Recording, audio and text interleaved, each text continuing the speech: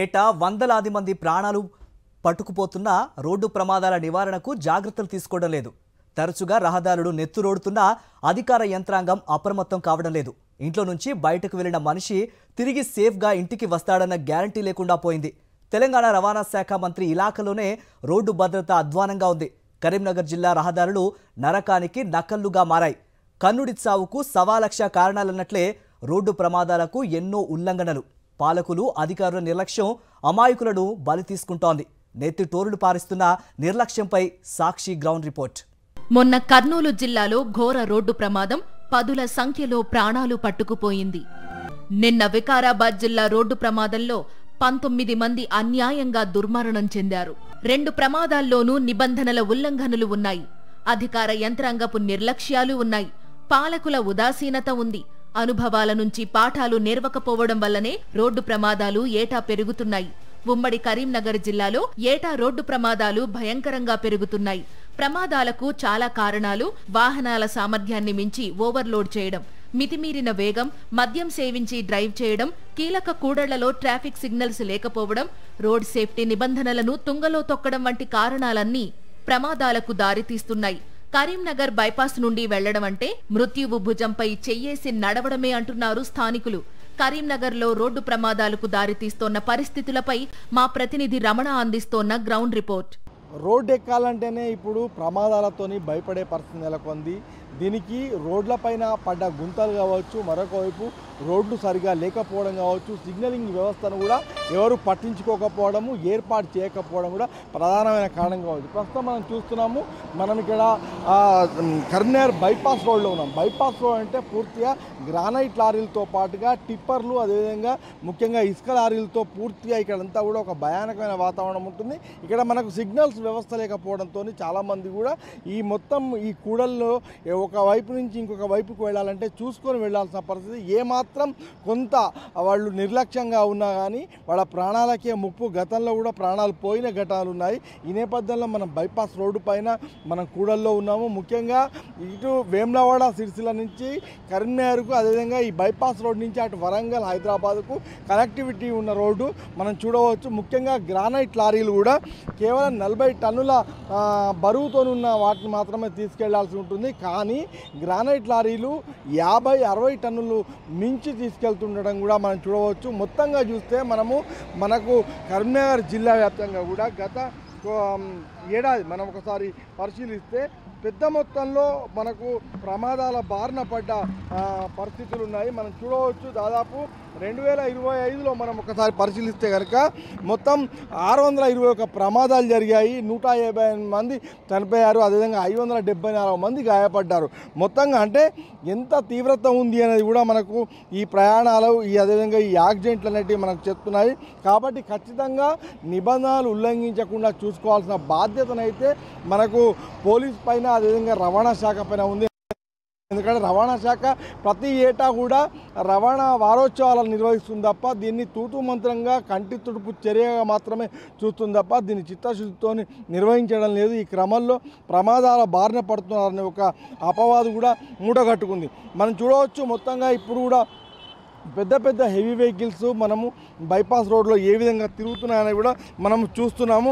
మొత్తంగా అంటే ఇట్లాంటి ఒకసారి ఇక్కడ కొంతమంది ప్రయాణికులు ఒకసారి మాట్లాడాలి. సార్ చెప్పండి, ఇక్కడ రెగ్యులర్గా వెళ్తుంటారు కదా, ఎట్లా ఉంటుంది పరిస్థితి? సిగ్నల్ తోటి ప్రాబ్లం బాగా అవుతుంది. సిగ్నల్గా లేదు సరిగా, ఓవర్ టైం అడ్డం వస్తుంటారు. ఎవరు ఇష్టం వచ్చినా వాడు వస్తారు కాబట్టి అడ్డం వస్తారు. బాగా అడ్డం వచ్చినప్పుడు ఏమవుతుందంటే సడన్ బ్రేక్. రీసెంట్గా ఒక టీచర్ కూడా చనిపోయింది ఇక్కడ, మీకు తెలిసిన విషయమే అది.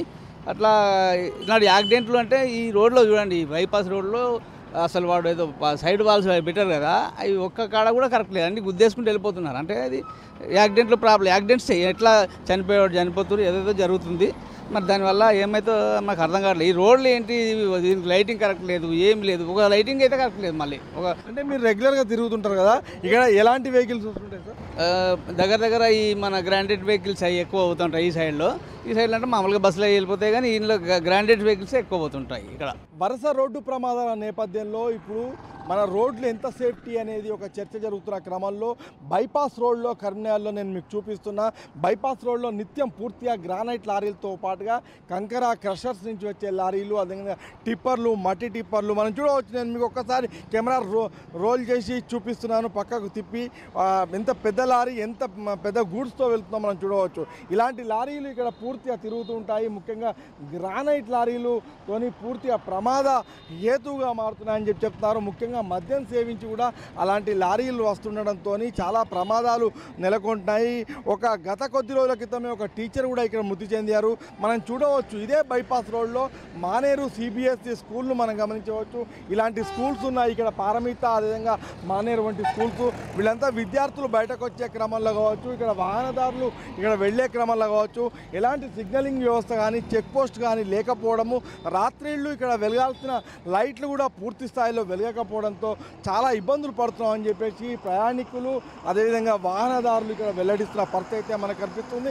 ఈ క్రమంలో కనీస చర్యలు, ముఖ్యంగా సిగ్నల్ వ్యవస్థ కావచ్చు, మద్యం తాగి నడుపుతున్న వారిని నియంత్రించడం కావచ్చు, ముఖ్యంగా చెక్ పోస్టులు ఏర్పాటు చేయడం కావచ్చు, ఇలాంటి అంశాల పట్ల ప్రభుత్వం దృష్టి సారించాలి, అధికారులు దృష్టి సారించాలనే ఒక డిమాండు ఇక్కడ వాహనదారులు, ప్రయాణికుల నుంచి మనకు వినిపిస్తుంది. ఓ ప్రమాదం జరిగితే కొద్ది రోజుల పాటు హడావుడి చేస్తున్నారు. ఆ తరువాత షరా మామూలే. ప్రమాదానికి కారణమైన ఉల్లంఘనులపై కఠిన చర్యలు ఉండవు. ప్రమాదాలు పునరావృతం కాకుండా ప్రణాళికలు చెయ్యరు. ప్రజల ప్రాణాలకు అత్యంత ప్రాధాన్యతనివ్వాలి. ప్రజల భద్రతకు పెద్ద పీట వేయాలి. అలా చేయకుంటే ప్రమాదాల నివారణకు యుద్ధ ప్రాతిపదికన చర్యలు చేపట్టాలి. ప్రణాళికలు రూపొందించుకుంటే సరిపోదు, వాటిని పకడ్బందీగా అమలు చేయాలి. మన దేశంలో ప్రణాళికలకు లోటు లేదు, చాలా ఉంటాయి, కాకపోతే ఒక్కటి అమలు చేయరు. అందుకే ప్రమాదాలు ఏటా పెరుగుతూనే వస్తున్నాయి. దీనికి చెప్పాల్సిందే అంటున్నారు నిపుణులు. నిన్న కాక మొన్ననే హైదరాబాద్ నుంచి కరీంనగర్ వైపు వస్తున్న మెట్పల్లి డిపోకు చెందిన ఆర్టీసీ బస్సు మితిమీరిన వేగంతో వచ్చి ధాన్యం లోడుతో ఐకేపీ సెంటర్కు వెళుతున్న ట్రాక్టర్ను ఢీకొట్టడంతో ట్రాక్టర్ డ్రైవర్తో పాటు బస్సులో ఉన్న 15 మంది తీవ్ర గాయాల పాలైనారు. అదృష్టవశాత్తు ప్రాణనష్టం జరగలేదు. లేదంటే వికారాబాద్ ప్రమాదానికి కొనసాగింపే అయ్యేది. ఇక్కడ ఓవర్లోడ్తో మితిమీరిన వేగంతో వాహనాలు నడపడమే ప్రమాదానికి కారణం. ఓవర్లోడ్తో వెళ్లడమే కాదు, దాని రవాణాలోనూ సేఫ్టీ మెజర్స్ తీసుకోకపోవడం ప్రమాదాల తీవ్రత పెరగడానికి కారణమవుతోంది. సరైన సేఫ్టీ మెజర్మెంట్స్ లేకపోతే ప్రమాదాలకు ఎలా కారణమవుతుందో నేను మీకు చూపించే ప్రయత్నం చేస్తా.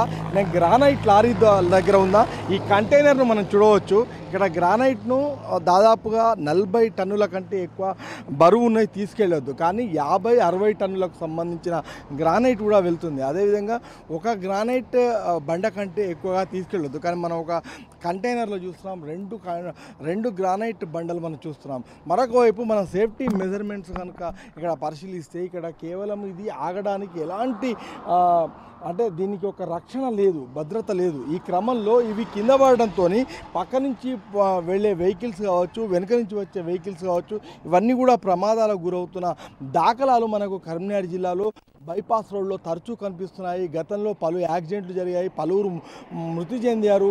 ఈ మధ్య కాలంలోనే బైపాస్ రోడ్లో ఒక టీచర్ మృతి చెందింది. ఈ నేపథ్యంలో ఇలాంటి గ్రానైట్ కంటైనర్స్తో పాటుగా అటు టిప్పర్లు, అదేవిధంగా ఇసుక లారీలు, ఇలాంటి వాటి పట్ల ఖచ్చితంగా అప్రమత్తంగా ఉండాల్సిన అవసరము ఇటు వాహనదారులకు ఉండడంతో పాటుగా వాటిని అప్రమత్తం చేయాల్సిన బాధ్యత అటు రవాణా శాఖ, ఇటు పోలీస్ వ్యవస్థ పైన కూడా ఉందనే డిమాండు, అదేవిధంగా విజ్ఞప్తి రవాణాదారుల నుంచి, అదేవిధంగా వాహనదారుల నుంచి మనకు వినిపిస్తుంది.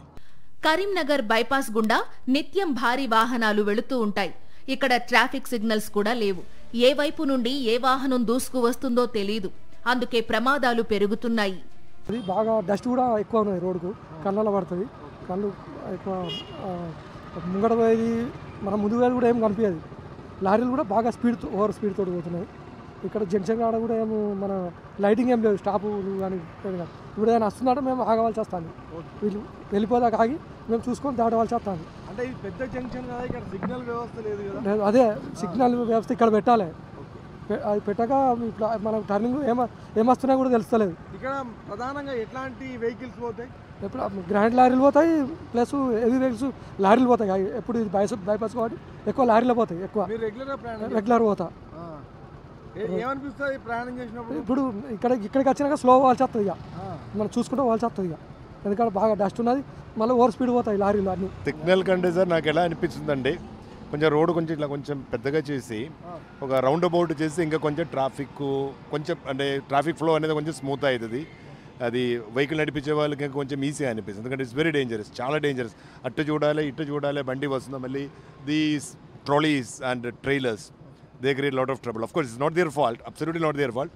అది కొంచెం చూడాల్సిన బాధ్యత ఉంది అని నాకు అనిపిస్తుంది. రెగ్యులర్గా ప్రయాణం చేస్తారు కదా, ఎట్లాంటి వెహికల్స్ ఎక్కువ పోతుంటాయి? ఎక్కువ వెహికల్స్ అంటే సార్ ఇది హెవీ వెహికల్స్.